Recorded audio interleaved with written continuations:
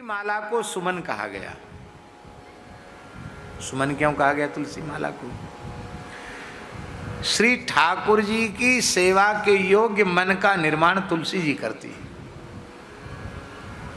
इसलिए बिना तुलसी पधराए जीव भगवत विग्रह के स्पर्श का भी अधिकारी नहीं होता। देखो श्री रामानुज संप्रदाय में वहां के वैष्णव सदा सर्वदा तुलसी धारण नहीं करते, पर भगवान की सेवा करने मंदिर में जाएंगे तो तुलसी की पंचमाला धारण करके जाएंगे।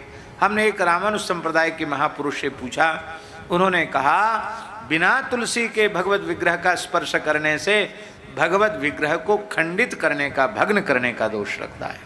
उन्होंने ही बताया। और पुराणों में लिखा है यज्ञोपवीतवद्धार्या कंठे तुलसी मालिका क्षणार्धम तद्विहीनोपि विष्णुद्रोही भवे नरः। जैसे ब्राह्मण को द्विजाति को निष्ठापूर्वक यज्ञोपवीत धारण करना चाहिए, ऐसे ही स्त्री हो या पुरुष वैष्णव मात्र को सदा सर्वदा अपने कंठ में तुलसी धारण करनी चाहिए। आधे क्षण के लिए तुलसी से रिक्त यदि कंठ हो जाए तो क्षणार्धम तद्विहीनोपि विष्णुद्रोही भवे नरः, वो भगवत द्रोही के तुल्य हो जाता है। पद्म पुराण में लिखा है यादृष्टा निखलाग संग समनी स्पृष्टा पुष्पावनी रोगाणाम अभिवंदिता निरसनी सिक्तांत कत्रासनी प्रत्यासक्ति विधायिनी भगवत कृष्णस्य संरोपिता न्यस्ता तच्चरणे विमुक्ति फलदा तस्यै तुलसी नमः।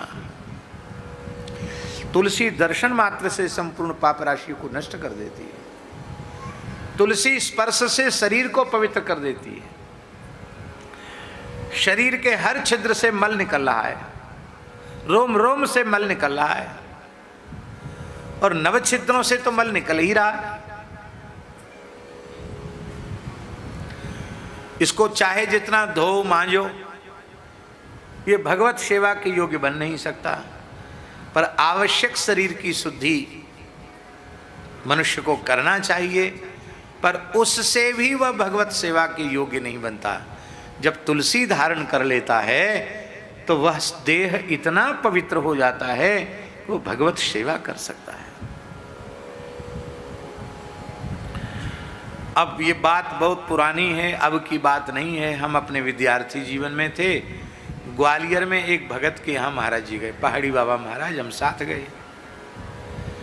और महाराज जी कुएं के पानी का व्यवहार करते थे या बोरिंग का डायरेक्ट निकला हुआ पानी, टंकी का नल का पानी नहीं लेते थे। तो उन भगत जी के घर में बोरिंग थी। स्टील के पात्र का प्रयोग नहीं करते थे, लोहे का, स्टील का।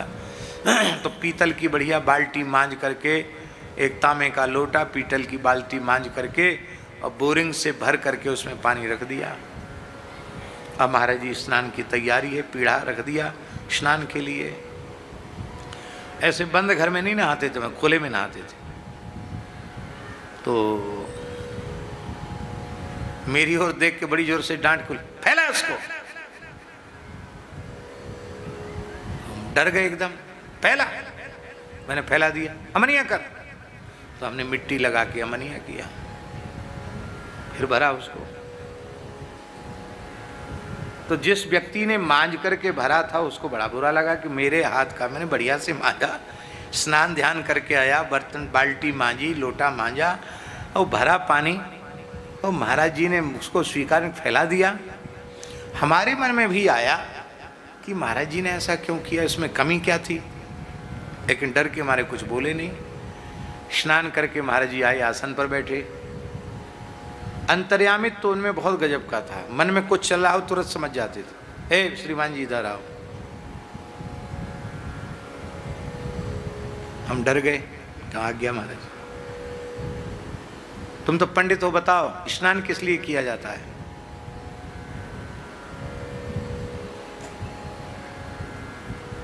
शरीर पवित्र हो जाए इसके लिए। पवित्र किस लिए हुआ जाता है? भगवत सेवा के लिए, ध्यान धारणा कर सकें, भजन कर सकें, नित्य नियम कर सकें, इसलिए शरीर का पवित्र होना जरूरी है।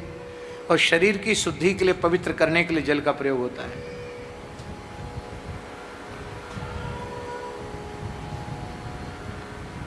जिस व्यक्ति के गले में तुलसी नहीं है उसका शरीर तो स्वयं का ही अशुद्ध है। उस अशुद्ध व्यक्ति ने मांज करके पानी भरा तो पानी तो अशुद्ध हो गया, तो अशुद्ध पानी से शरीर की शुद्धि कैसे होगी? इसलिए श्रीमान जी, बिना कंठी वाले का छुआ पानी से हम नहाते तक नहीं है। पुराने साधु कंठी जिसके गले में नहीं है, भगवत शरणागति नहीं हुई है, उसके हाथ का छुआ पानी नहीं पीते थे।